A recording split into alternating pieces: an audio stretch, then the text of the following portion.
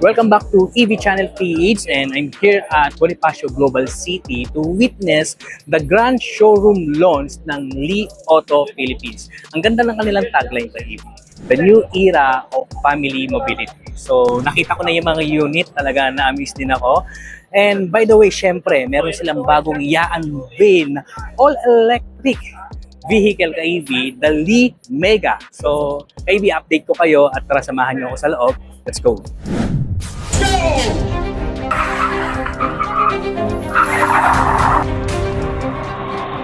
Balak mo bang mag-switching na to an electric vehicle? O nag-aabang ka na ng mga latest EV news and reviews? Welcome to EV Channel PH, your guide to electric vehicles. Isa sa mga inaabangan ko na EV brand itong si Li Auto at ngayon ay nandito na sa Pilipinas. The event kicked off with warm welcomes from Sir James Dickey, ang host ng programa. And grabe din ang suporta ng Taguig City Mayor Lani Cayetano, who showed her full backing for electric mobility movement. Mga ka-EV, ito na siya, ang Li Mega. 4, 3, 2, 1.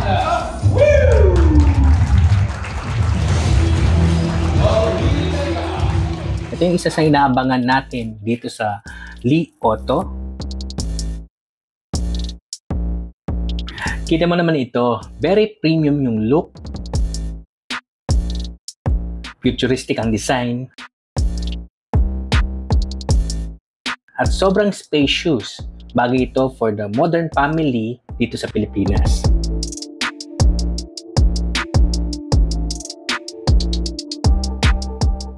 Li Mega is an electric MPV designed for comfort and technology. May fast charging, smart features, and zero emission.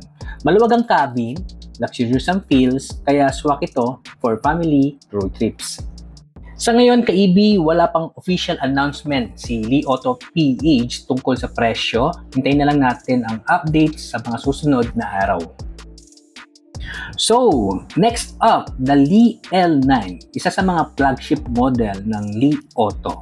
Luxury SUV ito na built for performance, safety, and comforts. Available ito in two variants, the L9 Ultra. Ang presyo nito is 5.490 million pesos at ang Li L9 Pro. At ang presyo nito is 5.190 million pesos.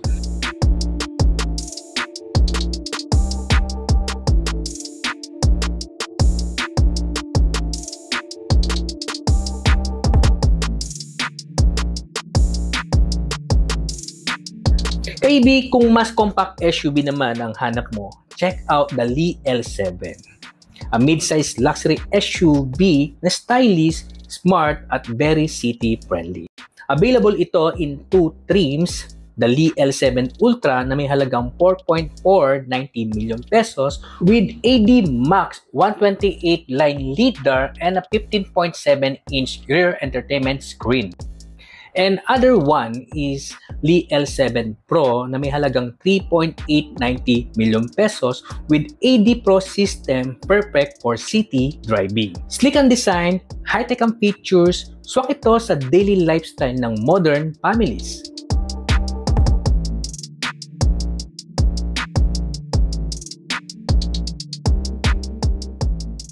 And then on my count, we'll count it down from 5. We'll do an official cut of the ribbon.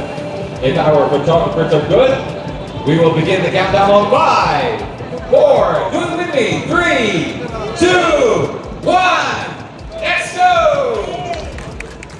And that officially marks the official opening of the newest home of Li Auto Philippines right here in Taguig City. At syempre ka-EV, hindi mawawala ang ribbon cutting for the grand showroom launch. But again, everyone was excited and engaged, lalo na sinimulan nila yung raffle at hindi tayo nanalo. But again, congrats sa mga 3 winners ng raffle. Again, it was a fun, successful, and electrifying event. Congrats to Li Auto PH for the showroom launch event nila dito at sa pag-unveil nila ng banibago nilang all-electric MPV na Li Mega.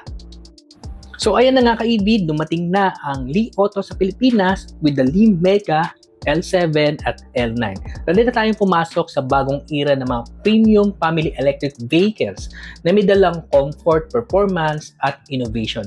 Lahat yan, all-in-one na in one brand. By the way, if you like this content about electric vehicle, please do it to subscribe our electric vehicle channel PH sa YouTube, and follow nyo na rin yung ating Facebook page and TikTok for more updates, news, and reviews about electric vehicle. By the way, I'm Mart from Electric Vehicle channel PH. Stay charged, drive electric.